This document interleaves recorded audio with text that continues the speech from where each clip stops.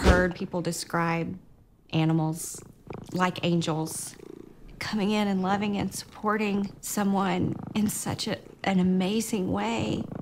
And I never really understood what that meant until Liza met Kylie.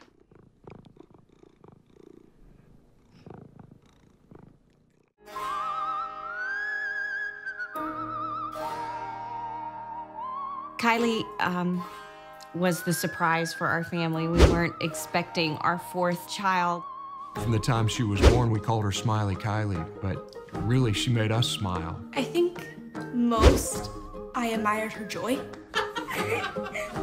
She would do whatever she needed to make someone else happy. And two, and 1, 2. Loved to be on stage. That was her passion, and she was very good at it. She had such a great imagination.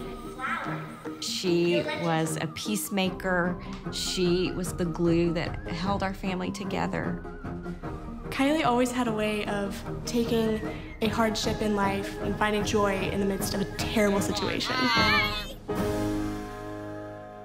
It was such a blow to us when Kylie was diagnosed with metastatic bone cancer at the age of 12.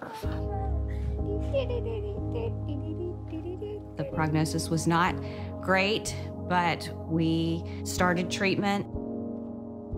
It was a brutal treatment process for her, but she was a master at finding ways to be joyful. All about that ball. No hair for my hairbrush. While she was undergoing radiation, she began asking for a baby kitten. We already had 4 pets at home. We said, let's finish radiation, let's get back home again, and then we'll talk about it.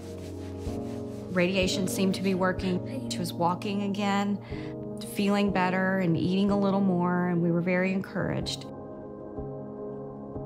And then the last day of radiation, she was beginning to have some pain in her shoulder. They did a scan and they discovered that the cancer had spread throughout her body. And they knew at this point that she wasn't gonna make it. When we got her home from the hospital, she recognized her opportunity and she looked up at Mark with great big eyes and said, "Now can I have a baby kitty?" He made a phone call, and literally within an hour, the sweet lady from this rescue organization showed up at our doorstep with this tiny little kitten that we could foster.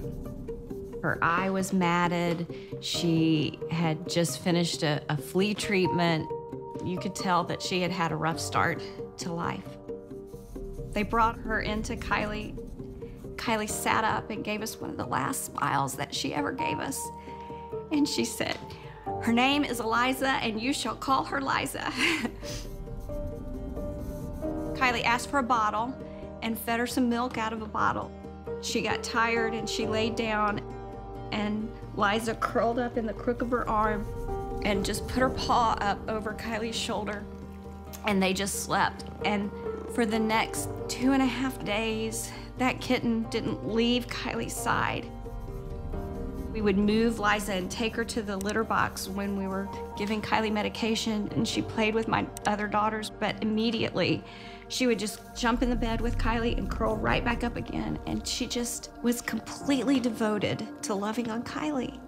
She had this purpose, and it was the most beautiful thing to see. And as the time came and we knew that Kylie wasn't going to be with us much longer, she told Mark she wanted him to find a cure for childhood cancer. And then she looked at me and she said, "Mommy, I want you to take care of my baby kitten." I thought at first that her rescuing was over, that she had been there for Kylie and that was her mission. That was only part of her mission. When we lost Kylie, Liza knew just what we needed. I would start to cry, and Liza, from wherever she was in the house, would come and just curl up in my lap and just wait out the storm with me. I've never experienced a pet, particularly a cat, that is so in tune to what we need. And taking care of her and loving on her is a way that makes me know that I'm still doing something for Kylie. I don't know how we would have made it through the last year without her being a part of our family. This little kitty has made such a difference in our lives. We're all completely smitten with her. She's this old soul in this tiny little kitten's body. Kylie told me to take care of Liza, but it's also like she whispered to Liza to take care of me.